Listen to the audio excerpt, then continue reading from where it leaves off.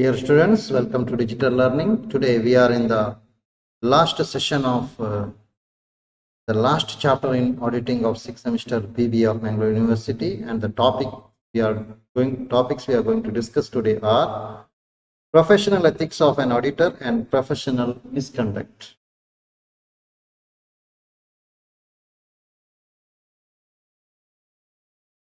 First of all, let us discuss about the professional ethics of an auditor.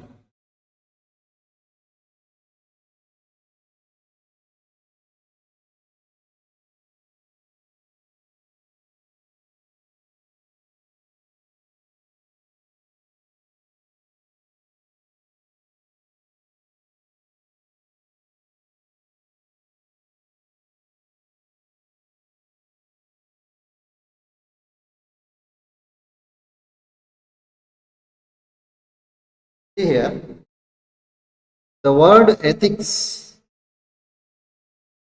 is a term which we use generally, and the word ethics means moral philosophy, which teaches men their duties and the reasons for it. Duties which are voluntarily self-imposed.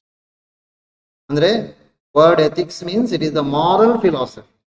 So the moral philosophy, naitika tattva agirtade, which teaches men their duties and reasons for it. What are the duties of each and every individual and why they have to perform the duty.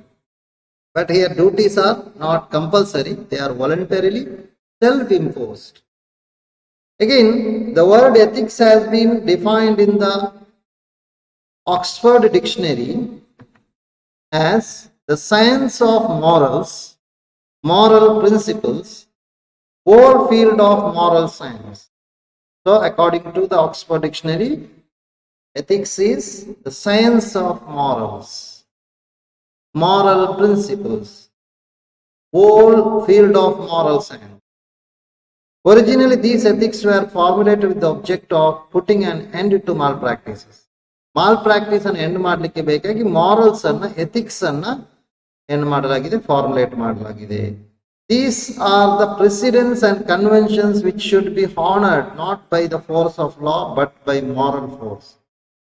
So ಈ ethics ಎಂಬುದನ್ನ ಲಾ ಕಾನೂನಿನ ಪ್ರಕಾರ impose ಮಾಡುವುದಲ್ಲ, ಬದಲಾಗಿ ನೈತಿಕ ಕಾನೂನಿನ force ಅಲ್ಲ, ನೈತಿಕ ಫೋರ್ಸ್ನಿಂದ, moral ಫೋರ್ಸ್ನಿಂದ ಅದನ್ನ ಏನ್ ಮಾಡಬೇಕಾಗುತ್ತೆ, ಅದನ್ನ ಇಂಪ್ಲಿಮೆಂಟ್ ಮಾಡಬೇಕಾಗುತ್ತೆ. ಅದಕ್ಕೆ ಹಾನರ್ ಬರುವುದು, ಅದಕ್ಕೆ ಬೆಲೆ ಬರುವುದು ಲಾ ಅಥವಾ ಫೋರ್ಸ್ ಆಫ್ ಲಾದಿಂದ ಬಟ್ ಅಲ್ಲ, ಬದಲಾಗಿ ಫೋರ್ಸ್ ಆಫ್ ಮೊರಾಲಿಟಿ ಅಥವಾ ಮಾರಲ್ ಫೋರ್ಸ್ನಿಂದ ಅದಕ್ಕೆ ಗೌರವ ಬರುತ್ತೆ. Thus, the professional ethics refers to the behavior of a member of a professional body towards the other members of his profession and towards the members of the public. ಇಲ್ಲಿ professional ethics ಅಂತ ಹೇಳುವಾಗ ಅದು ಒಂದು ಪ್ರೊಫೆಷನ್ಗೆ ಸಂಬಂಧಪಟ್ಟ body ಇರ್ತದೆ, professional body ಇರ್ತದೆ. ಲಾಯರ್ಸ್ಗೆ bar association ಅಂತಿದೆ, ಅದೇ ರೀತಿ ಡಾಕ್ಟರ್ಸ್ಗೆ ಮೆಡಿಕಲ್ ಅಸೋಸಿಯೇಷನ್ ಇರ್ತದೆ, ಅದೇ ರೀತಿ ಚಾರ್ಟರ್ಡ್ ಅಕೌಂಟೆಂಟ್ಗೆ ICI institute of chartered accountant of India, ಹೀಗೆ ಬೇರೆ ಬೇರೆ ಬಾಡಿ ಇರ್ತದೆ, ಸಂಘ ಸಂಸ್ಥೆಗಳಿರ್ತದೆ. ಅವುಗಳು ಕೊಡುವಂತಹ ಏನು ಕೆಲವೊಂದು ಕೋಡ್ ಆಫ್ ಕಂಡಕ್ಟ್ ಇರ್ತದೆ, ಬಿಹೇವಿಯರಲ್ ಎಥಿಕಲ್ ಏನು ಮಾರಲ್ ಫಿಲಾಸಫಿ ಇರುತ್ತದೆ.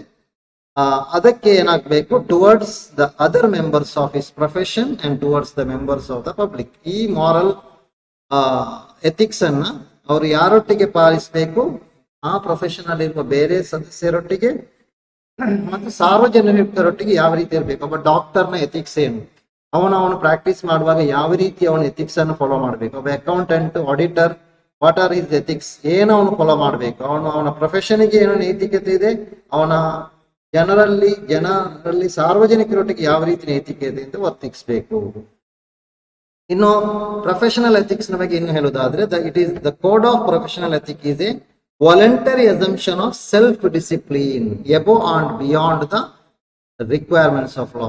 ಕಾನೂನಿಗೆ ಮಿಗಿಲಾಗಿ ಸೆಲ್ಫ್ ಡಿಸಿಪ್ಲಿನ್ ಮಾಡುವಂಥದ್ದು. Voluntary assumption of self discipline ಅಂದ್ರೆ ಐಚ್ಛಿಕವಾಗಿ ತಾನೇ ಅಸ್ಯೂಮ್ ಮಾಡಿರುವುದು ಸೆಲ್ಫ್ ಡಿಸಿಪ್ಲಿನ್ ಅನ್ನು. ಬೇರೆಯವರು ಅದನ್ನ ಇವನಿಗೆ ಇಂಪ್ಲಿಮೆಂಟ್ ಮಾಡುವುದನ್ನು ಸ್ವಯಂ ಅವನು assume ಮಾಡಿಕೊಳ್ಳುವಂಥದ್ದು. Ethics provide standards of conduct by which all the members of an organization are guided by their daily activities. Ethics ನ ಮೂಲಕ ಎಲ್ಲಾ ಮೆಂಬರ್ಸ್, ಒಂದು ಸಂಸ್ಥೆಯಲ್ಲಿರುವ ಎಲ್ಲಾ ಮೆಂಬರ್ಸಿಗೂ ಒಂದು ಗೈಡ್ ಸಿಗ್ತದೆ. They are guided by in their daily activity. ಅವರ ದೈನಂದಿನ ಚಟುವಟಿಕೆಗಳಲ್ಲಿ ಯಾವ ರೀತಿ ಅವರಿಗೆ ನಡಿಬೇಕೆಂಬ ಮಾರ್ಗದರ್ಶನ ಗೈಡ್ ಸಿಗ್ತದೆ, ಅವರಿಗೆ ಗೈಡೆನ್ಸ್ ಸಿಗುತ್ತೆ. They establish one's official responsibility to the society in contrast to one's personal responsibility as owner, supervisor, employer or employee.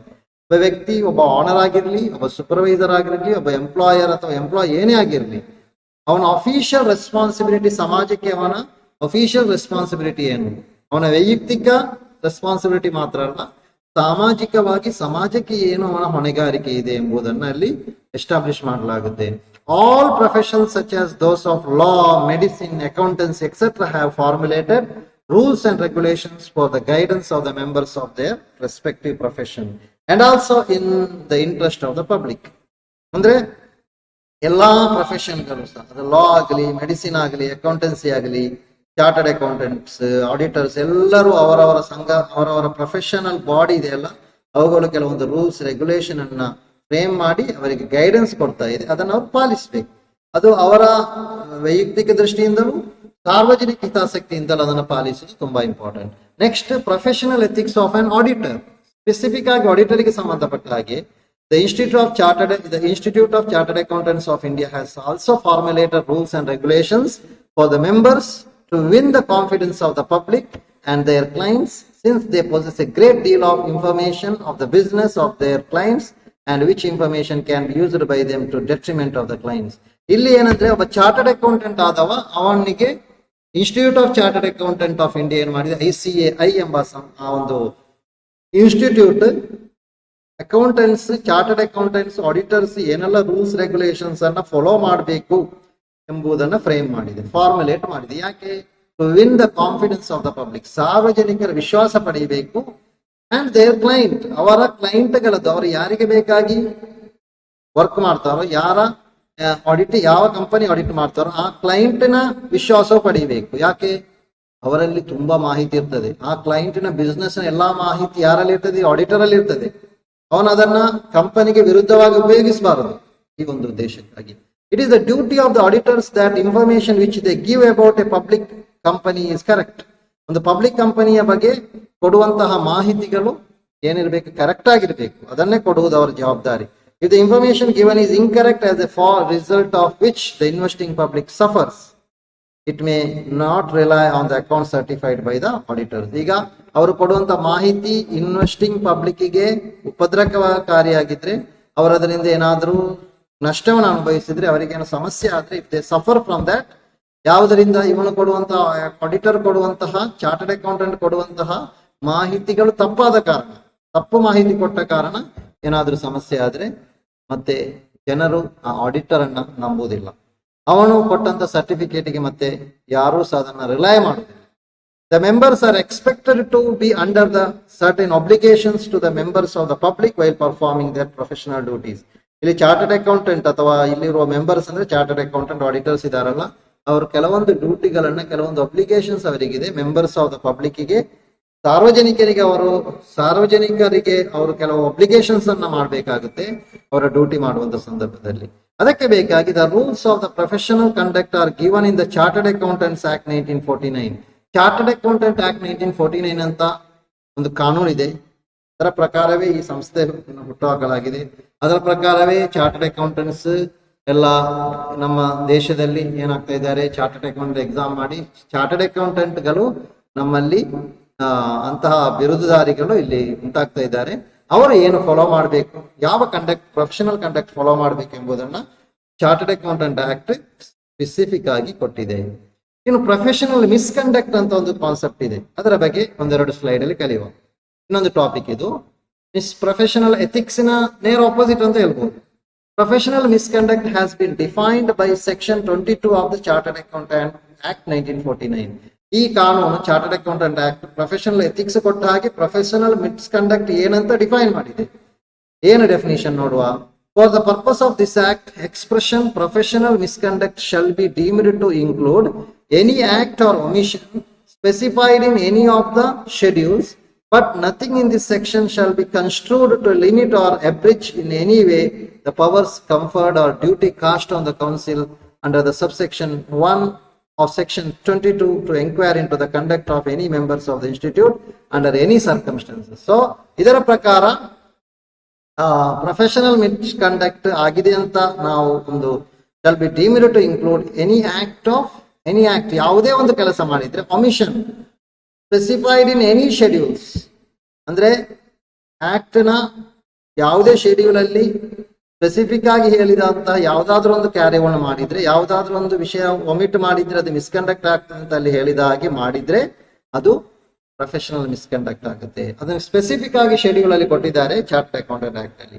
ಆ ಕೆಲಸವನ್ನು ಮಾಡಿದ್ರೆ ಅಥವಾ ಅಲ್ಲಿ ಕೊಟ್ಟಂತ ಕೆಲವು ವಿಷಯಗಳನ್ನ ಒಮಿಟ್ ಮಾಡಿ ಬಿಟ್ಟು ಬಿಟ್ರೆ ಆಗ ಅದು ಮಿಸ್ಕಂಡಕ್ಟ್ ಆಗ್ತದೆ. But nothing in this section shall be construed to limit or abridge any way power conferred or duty cast on the council under section subsection 1 section 21 subsection 1 of to inquire into the conduct of any members of the institute under any circumstances.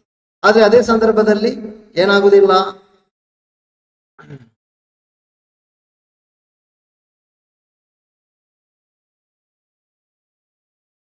ಕೌನ್ಸಿಲಿಗೆ chartered accountant of India ಎಂಬಂತ ಈ council ಇದೆಯಲ್ಲ, ಅದಕ್ಕೆ ಈ ಕಾನೂನು ಕೊಟ್ಟಂತ ಕೆಲವು ಅಧಿಕಾರಗಳಿದೆ, ಅದನ್ನು limit ಮಾಡುವಾಗಿಲ್ಲ ಅಂತ ಇದರ ಸಾರಾಂಶ. ದಿಸ್ ಡೆಫಿನೇಷನ್ ಇಸ್ ಇನ್ಕ್ಲೂಸಿವ್, ಇದು ಎಲ್ಲವನ್ನ ಇನ್ಕ್ಲೂಡ್ ಆಗಿದೆ ಈ ಡೆಫಿನೇಷನ್. ನಾಟ್ ಎಕ್ಸಾಸ್ಟಿವ್, ಎಕ್ಸಾಸ್ಟ್ ಆದದಲ್ಲ, ಎಕ್ಸಾಸ್ಟಿವ್ ಅಲ್ಲ. Because council has been given the powers to enquire into the conduct of any member under any circumstances which are not specified in the schedule. ಅಂದ್ರೆ ಇಲ್ಲಿ ಕೊಟ್ಟಂತ ಮೇಲಿನ definition ಇದೆಯಲ್ಲ, ಅದರದ್ದೇ explanation ಇಲ್ಲಿದೆ. ಏನಂದ್ರೆ ಶೆಡ್ಯೂಲ್ ಅಲ್ಲಿ ಕೊಟ್ಟದು ಮಾತ್ರ ಅಲ್ಲ, ಅದಲ್ಲದ ಮಿಸ್ಕಂಡಕ್ಟ್ ಇದ್ರೆ ಅದನ್ನು ಎಂಕ್ವೈರಿ ಮಾಡುವಂತ ಅಧಿಕಾರ ಕೌನ್ಸಿಲ್ಗಿದೆ. ಈಗ ಶೆಡ್ಯೂಲ್ ಅಲ್ಲಿ ಕೊಟ್ಟಿದ್ದಾರೆ ಇದೆಲ್ಲ ಮಿಸ್ಕಂಡಕ್ಟ್, ಇದೆಲ್ಲ ಕೆಲಸ ಮಾಡಬೇಕು, ಇದು ಮಿಸ್ಕಂಡಕ್ಟ್, ಇದು ಮಿಸ್ಕಂಡಕ್ಟ್ ಅಲ್ಲ, ಎಥಿಕ್ಸ್ ಮತ್ತು ಮಿಸ್ಕಂಡಕ್ಟ್ ಅನ್ನು ಕೊಟ್ಟಿದ್ದಾರೆ. ಅದು ಮಾತ್ರವಲ್ಲ, ಅದರ ವಿರುದ್ಧ, ಅದರ ಹೊರತಾಗಿ ಬೇರೆ ಏನಾದ್ರೂ ಮಿಸ್ಕಂಡಕ್ಟ್ ಕಂಡ್ರೆ ಅದನ್ನ ಎಂಕ್ವೈರಿ ಮಾಡುವಂತ ಅಧಿಕಾರ ಕೌನ್ಸಿಲ್ಗಿದೆ. So the expression professional negligence ಅಂತ ಇದೆ. It should not be confused with the expression professional misconduct. Professional negligence ಬೇರೆ, professional misconduct ಬೇರೆ. ನೆಗ್ಲಿಜೆನ್ಸ್ ಇದೆ, ಗ್ರಾಸ್ ನೆಗ್ಲಿಜೆನ್ಸ್ ಅಂತ ಇನ್ನೂ ಅಪಾಯಕಾರಿಯಾದದಿದೆ. ಅದನ್ನ ಅವೆಲ್ಲವನ್ನ ಸ್ಪೆಸಿಫಿಕ್ ಆಗಿ ನಾವು ಅರ್ಥ ಮಾಡಿರ್ಬೇಕು. It means failure to perform duty according to the accepted professional standard, which may result in a loss or damage or detriment to the client who has engaged in the professional man. ಅಂದ್ರೆ ಇಲ್ಲಿ ಯಾವುದಾದ್ರೂ ಒಂದು ಡ್ಯೂಟಿಯನ್ನ professional accepted professional standard ಪ್ರಕಾರ ಮಾಡ್ಲಿಕ್ಕೆ ಅವನು fail ಆಗ್ತಾನೆ, ಅವನಿಗೆ ಮಾಡ್ಲಿಕ್ಕೆ ಆಗುದಿಲ್ಲ. ಅವನ ನೆಗ್ಲಿಜೆನ್ಸ್ ಇಂದಾಗಿ ಆಗುದಿಲ್ಲ. ಅದರಿಂದಾಗಿ ಡ್ಯಾಮೇಜ್ ಆಗ್ತದೆ, ಕ್ಲೈಂಟಿಗೆ ಸಮಸ್ಯೆ ಆಗ್ತದೆ, ಡೆಟ್ರಿಮೆಂಟಲ್ ಟು ದ ಕ್ಲೈಂಟ್ ಆಗ್ತದೆ. Such a negligence gives rise to civil liability to pay the damages to the party which has suffered loss or damage. ಅಂತ ನೆಗ್ಲಿಜೆನ್ಸ್ ಆದ್ರೂ ಸಹ ಅವನು ಸಿವಿಲ್ ಲಯಾಬಿಲಿಟಿ ಅವನ ಮೇಲೆ, ಆಡಿಟರ್ನ ಮೇಲೆ ಬರುತ್ತೆ. ಡ್ಯಾಮೇಜ್ ಅನ್ನ ಕ್ಲಿಯರ್ ಮಾಡಬೇಕು, ಅವನು ಡ್ಯಾಮೇಜ್ ಪೇಮೆಂಟ್ ಮಾಡಬೇಕಾಗುತ್ತೆ, ಕಂಪನ್ಸೇಷನ್, ಅಥವಾ he has to pay for the damage which has been caused to the client. So ಹಾಗಾಗಿ ಈ ಆಡಿಟರ್ಸ್ ನ ಜವಾಬ್ದಾರಿ ತುಂಬಾ ಇದೆ. ಅವರು ಪ್ರೊಫೆಷನಲ್ ಎಥಿಕ್ಸ್ ಅನ್ನ ಫಾಲೋ ಮಾಡಬೇಕು. They have to follow the professional ethics and they should not be involved in professional misconduct. They should follow the conduct. They should not be indulged in professional misconduct. Hope you have understood. By this I have completed the syllabus auditing. Thank you for listening to the class. Wish you all the best in the upcoming examination. Thank you.